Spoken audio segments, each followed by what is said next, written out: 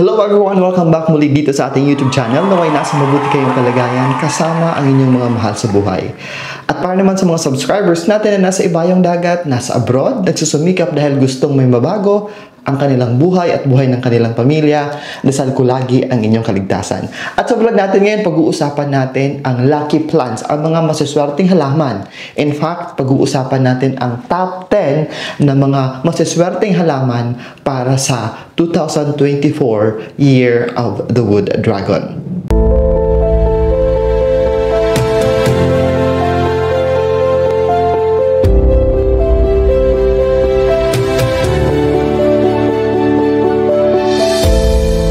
Papatapos na ang 2023 at sasalubungin na natin ang bagong taon.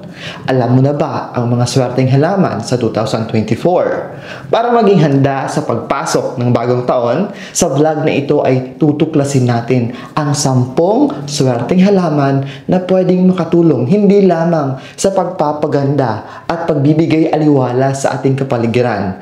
Makakatulong din ang mga ito na hikayatin ang positibong enerhiya na pumasok at magdala ng maraming blessings sa ating bahay at buhay. Ang 2024 ay Year of the Wood Dragon.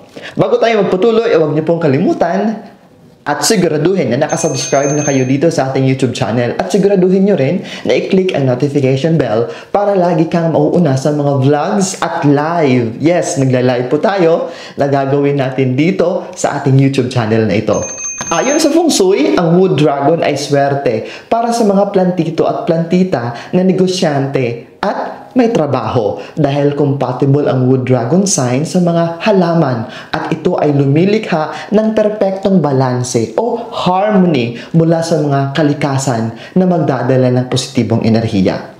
Ang mga tama o akmang halaman na inyong itatanim o ilalagay sa inyong mga tahanan ay pinaniniwalaan na malakas humatak ng saganang pasok ng pera. Naging maganda ang takbo ng negosyo at makapagbibigay ng kaligayahan sa buong taon.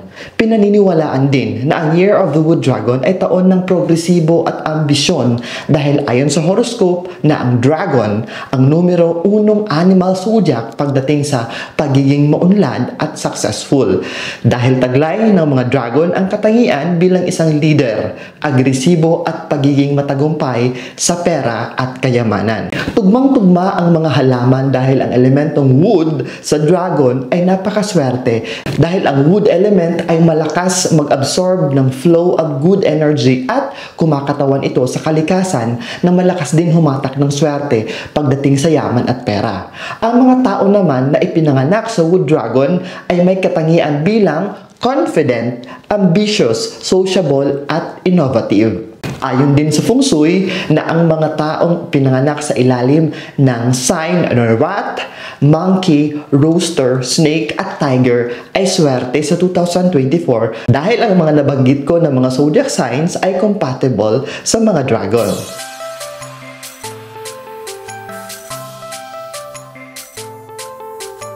Kaya simulan na natin. Nasa pang-10 ang Areca Palm o mas sanay tayong tawagin itong palmera. Ang halaman ito ay isang classic na uri ng halaman na paboritong alagaan ng mga homeowners. Swerte ang halaman ito sa Wood Dragon dahil ang Areca Palm ay sumisimbolo ng prosperity, good fortune, at abundance. Magdadala ng swerte sa negosyo ang mga Areca Palm kung maglalagay kayo nito sa loob ng iyong tindahan o shop o di kaya sa opisina.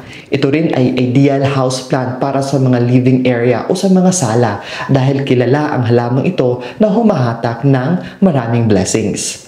Ang halamang ito ay hawig sa coconut tree dahil kabilang ito sa Arecaceae. Ito ay maaring ilagay sa loob ng bahay dahil pinaniniwalaan na magdudulot ito ng kasaganahan sa bahay at sa mga nakatira dito.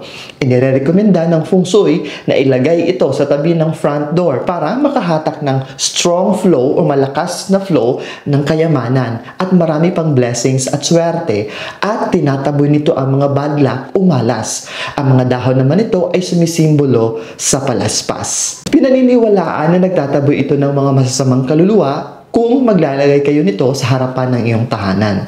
Madali lang buhayin at mag-alaga ng Areca Palms. Ngunit ito nga lang ay mabagal kung lumaki at umaabot ng higit kumulang 10 years bago nito maabot ang maturity ng halamang ito. Kaya naman, akmang-akma ito bilang isang indoor plants.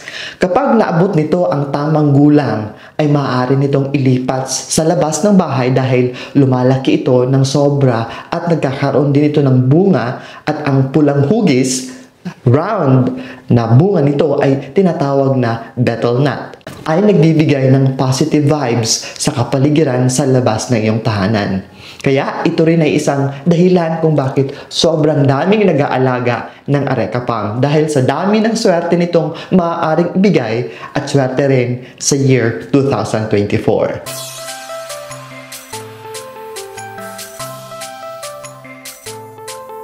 Pangsyam sa listahan natin ang bromeliad. Napakaswerte ng halamang bromeliad sa Year of the Wood Dragon at ang halamang ito ay unti-unti nang sumisikat dahil ang structure ng bulaklak at mga dahon nito ay may pagkahawig sa katawan ng dragon. At kung magkakaroon ka nito sa Year 2024 ay pinaniniwalaang maaaring ito'y pagandahin ng ating kapalaran sa Year 2024. Sumisimbolo ito sa positibong enerhiya, partikular sa mga aspeto ng pag-asa. In general, bromeliad symbolizes hope, joy, and success. Ang mga taong nag-aasam na magkaroon ng magandang pasok sa bagong taon ay makakatulong din ang halaman at bulaklak ng bromeliad sa iyong mga hiling. Kaya isa ito sa mga suggested na pangregalo sa mga tao na malapit sa iyo o malapit sa puso mo dahil ang pagreregalo sa iyong kaibigan o mahal sa buhay ay nagpapatibay ng magandang samahan at pagkakaibigan. Ayon sa Feng Shui, may domino effect ang swerteng taglay ng bromeliad. Kung sino man ang iyong bigyan ng bromeliad ay maaaring makatanggap at maranasan ang tagumpay at swerteng makukuha ng pinagbibigyan mo nito.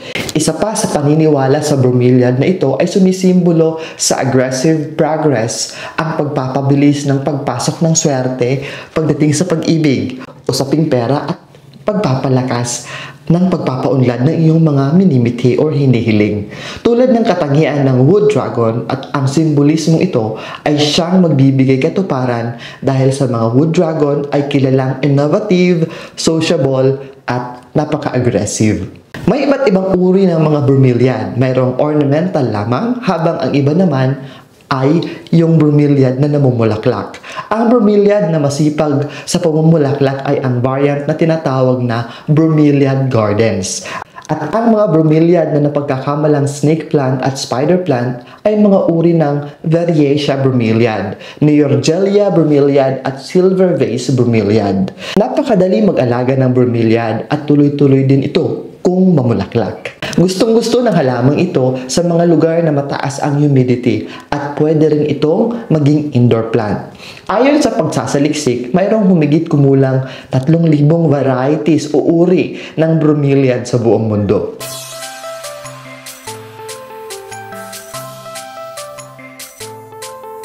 Pangwalo sa listahan natin ay ang snapdragon. Ang halamang ito ay kinukonsidera na official plant para sa Year of the Dragon. Kilala rin ang halamang ito sa pangalang Antherinum. Tinatawag itong snapdragon dahil sa itsura at sa pagkakaayos ng mga bulaklak nito ay kahawig sa ulo ng dragon na nakabukas ang bibig. At ayon sa Feng Shui, sinisimbolo ng halamang ito ang positibong enerhiya at ang excitement. Pinalalayas din ito ang presensya ng mga negatibong enerhiya. Ang pagkakaroon ng snapdragon sa iyong hardin, garden, o tahanan ay hahatak ng swerte pagdating sa karera o propesyon ngayong 2024. Pinalalakas nito ang confidence ng mga taong mayroong ambisyon. Pinaniniwalaan din na ang bulaklak nito ay kayang kontrahin ang bisa ng mga masasamang kapangyarihan dulot ng kulam o gayuma. Ang snapdragon ay kinukonsidera bilang seasonal plant dahil nakadepende ang pamumulaklak at buhay nito base sa kapaligiran, lugar at klima na kinalalagyan nito. Nabubuhay din ang snapdragon sa ating bansa. Ayon sa mga eksperto, pagdating sa mga halaman, namumulaklak ito ng marami sa buwan ng Disyembre at gustong-gusto nito ang sikat ng araw, lalong-lalo na ang sikat ng araw sa umaga. Meron ding iba't ibang kulay ang bulaklak ng snapdragon dahil ang maswerteng kulay para sa 2024 ay tulad ng berde, brown, gold, red, and silver at mas mainam na ganitong kulay rin ng snapdragon ang inyong itanim.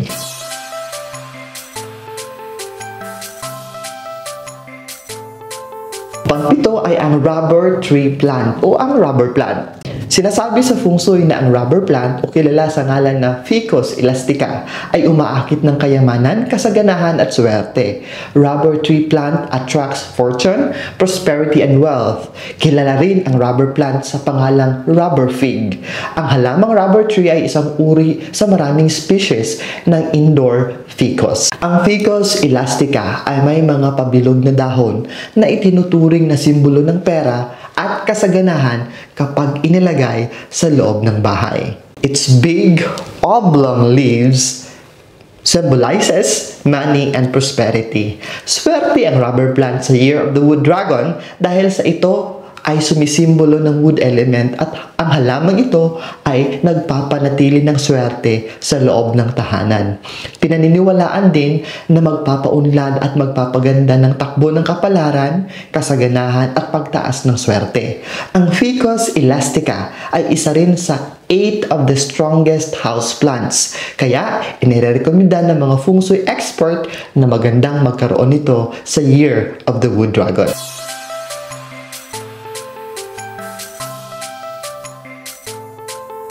Pang-anim ay ang aglaonema. Kilala rin ang aglaonema sa tawag na Chinese evergreen dahil alinsunod sa kultura ng mga Chinese, ang aglaonema ay mahigit 100 years ng pinaniniwalaan bilang lucky plant. Swerte rin ito sa business at kung ilalagay mo ito sa pintuan ng iyong bahay ay maghahatid ng magandang pasok ng pera at kaginhawaan sa buhay.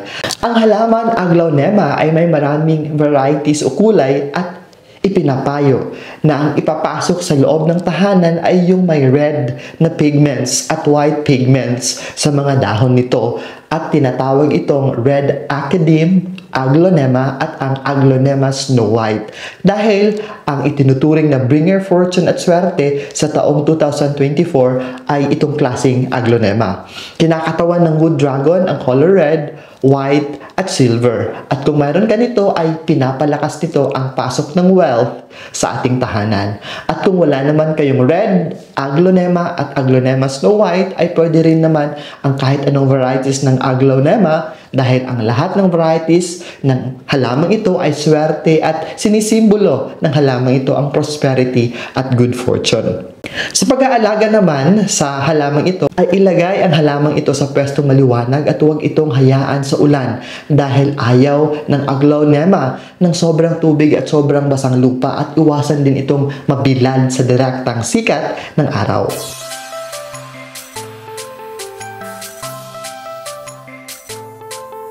Panglima ay ang golden photos. Ang golden photos ay isa ring money plant at pinaniniwalaan sa aspetong nakakaakit ito ng yaman at swerte sa kasaganahan. Swerte ang color gold sa year 2024 dahil sa kinakatawan ng kulay wood dragon ang gold at gustong-gusto ng wood dragon sa mga sumisimbolo pagdating sa liwanag or yung symbol of light. Ayon sa feng shui, ang mga golden photos vines ay maaring itanim at patubuin sa labas ng bahay para magbigay proteksyon laban sa evil presence. Nakakabawas din ng negatibong enerhiya kapag naglalagay ng golden photos sa loob ng iyong living room at sa terrace. Sobrang dali lamang magtanim at bumuhay ng golden photos at para sa mga magsisimula pa lamang ng mga plantito at plantita dyan ay akmang-akma ang halamang ito para alagaan.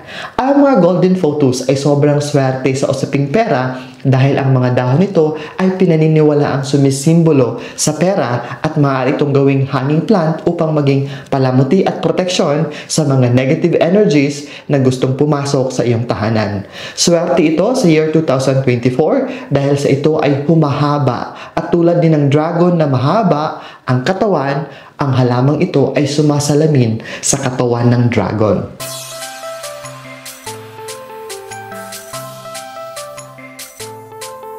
Pasok sa number 4, ang pang-apat nating halaman ay ang Pilea. Sa kultura ng Feng Shui, ang halamang Pilea ay isang classic wealth plant o isang mabisang tagahatak ng swerte sa tahanan at sa nagmamay-ari nito. Maaari itong alternatibo sa money tree at ilagay sa ating wealth corner sa bahaging southeast ng ating bahay.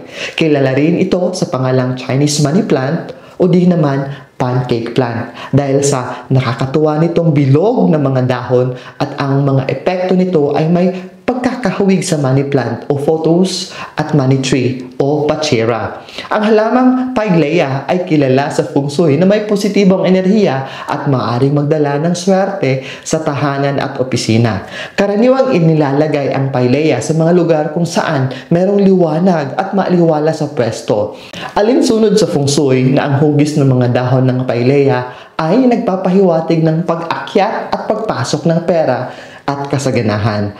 Ang mga hugis ng dahon nito ay sumisimbolo sa coins o mga barya na ayon sa Feng Shui tradition na ang Pilea ay pinaniniwalaang sumasalamin sa pag-usbong ng yaman at pagtaas ng posibilidad ng tagumpay. Bukod dito, ang mga dahon ng Pilea ay sumisimbolo rin ng fertility at growth na maaaring kaugnay sa pag-usbong ng pera at pag-unlad. Pinapagalaw din ng Pilea ang positive chi sa loob ng bahay dahil ang round shape ay pinaniniwalaang maswerte sa Feng Shui. Hindi mahirap alagaan ng Pilea dahil gusto nito ng indirect sunlight o yung pwestong maliwanag sa loob ng bahay gaya ng malapit sa bintana at dinidiligan ito ng isang beses sa loob ng 1 o 2 linggo. At siguraduhin lang na i-check ang lupa nito kung basa pa ba bago ito diligan.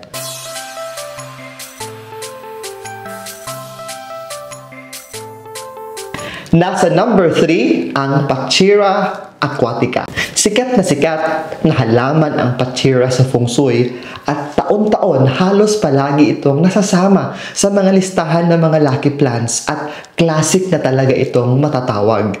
Kilala rin ang pangalang money tree at good luck tree. Para ma-activate ang swerte nito sa Year of the Wood Dragon ay dapat itong ilagay sa timog silang bahagi ng bahay upang mahatak nito ang wealth at flow ng positive energy papasok sa tahanan. Pinaniniwalaan na kung mayroon ka nito, may iwasan ng pamilya ang pagkakaroon ng enerhiya ng kasaganahan at katiwasayan at ideal na maglagay ng money tree sa loob ng tindahan at harap ng pintuan bago sumapit or bago pumasok ang year 2024. Madali ring alagaan ang halamang Pachira at ito ay mainam sa loob ng bahay dahil minsan sa 1 linggo lamang ito dinidiligan. Hindi rin nakakalason sa mga tao at hayop ang Pachira plant, kaya naman ligtas ito. Gustong-gusto ng mga halamang ito sa mga maliliwanag na pwesto, ngunit hindi ito pwedeng ilagay sa direktang sikat ng araw dahil prone ang mga dahon nito sa pagkasunog.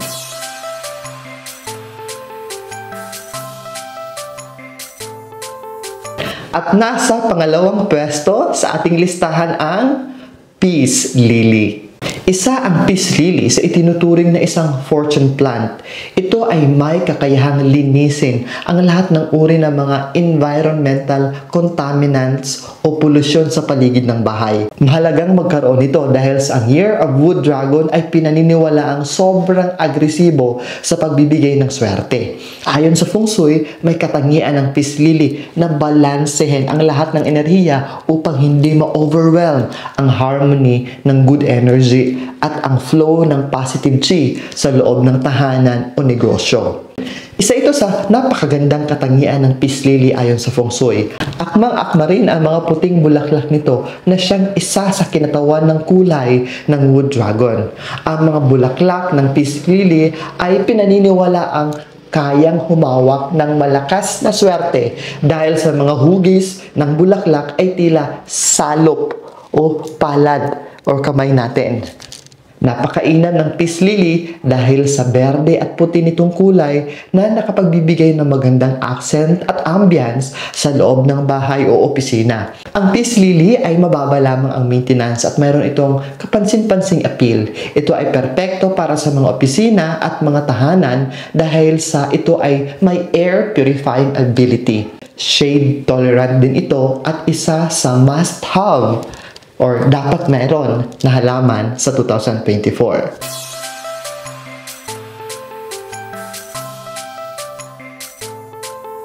Excited na ba kayo sa number 1? At ang number 1 sa listahan natin, ako, sikat na sikat ito.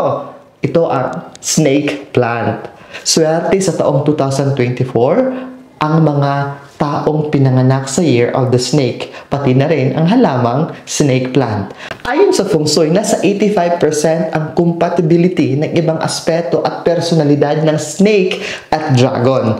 Dahil ang snake ay overconfident at passionate, habang ang dragon naman ay ambitious at innovative. Ayon sa Feng Shui expert, naswerte ang snake plant dahil isa itong wood element at nakaturo pa itaas at sumisimbolo ng pagtaas ng pasok ng swerte. At ang mga dahon na hugis espada nito ay sumisimbolo na pinuputol din ito ang negatibong enerhiya at presensya ng mga masasamang espiritu. Pinapagalaw din nito ang mga stagnant energy sa ating tahanan upang hindi magdulot ng kamalasan. Sobrang swerte ang maaaring idulot ng snake plant sa 2024 kung meron ka nito sa iyong tahanan, negosyo at mga opisina dahil sa pinaniniwalaang magkaibigan ang dragon at snake sa maraming aspeto. Kaya naman, mas malakas ang dala nitong swerte. Ang snake plant ay mainam sa mga tahanan at opisina dahil sinisipsip nito ang mga impurities sa hangin, mga radiation sa mga computers at cellphone at binabawasan din ang mga allergens sa hangin. Nagdudulot din ng lamig ang mga snake plant, kaya mainam ang snake plant kapag itinatabi sa mga tropical na halaman upang mabawasan ng init sa atmosphere. Ang snake plant ay matibay at magaling sa iba't ibang kondisyon.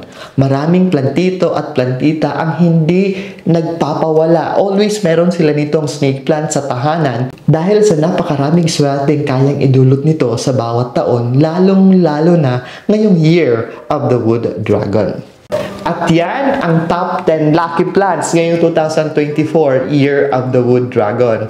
Kaya simulan na natin magtanim para pagpasok ng 2024, sigurado tayong mayroon na tayo nito.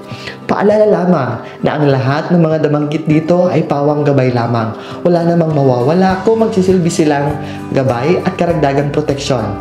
Basta't samahan natin ng dasal, mabuting gawa at sariling sikap, mas lalo tayong uulanin ng swerte. Hindi lamang ng swerte, ng maraming blessings at opportunities. Higit sa lahat, para maging matiwasay, ligtas at punong-puno ng grasya ang ating buhay, importante ang pagkakaroon ng positibong isipan, positibong pananaw at positibong disposisyon sa buhay.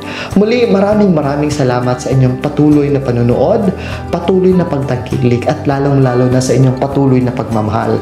Kita-kita tayo sa susunod kong vlog dito sa channel na ito at sa isa ko pa ring YouTube channel, Franz Byron PH. Mag-subscribe din kayo dyan. And also, you can follow me in all of my social media accounts. Muli, ingat lagi!